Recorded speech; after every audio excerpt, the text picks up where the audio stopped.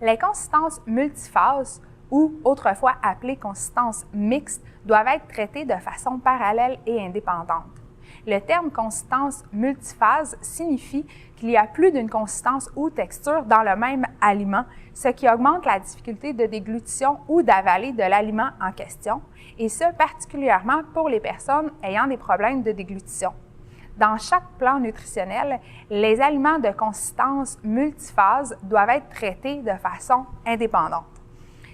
La soupe avec morceaux, les céréales avec le lait, la gelée de type Jell-O sont quelques exemples d'aliments multiphases.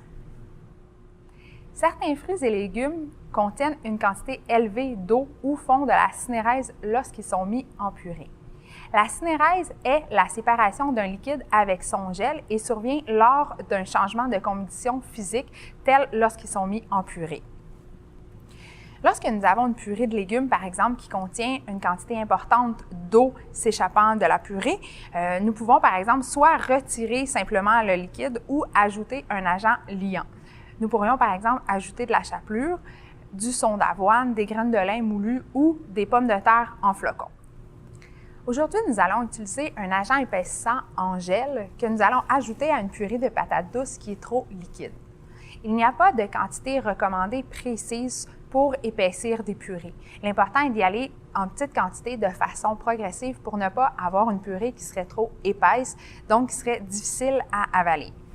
On y va donc en petite quantité, puis on mélange par la suite. L'objectif étant d'obtenir une purée qui est bien cohésive. Selon vos goûts, vous pourriez également ajouter 2 types d'agents épaississants dans la même purée, comme par exemple un peu de gel puis de la chapelure.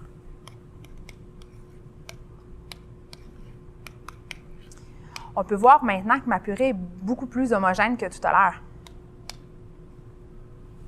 Et voilà,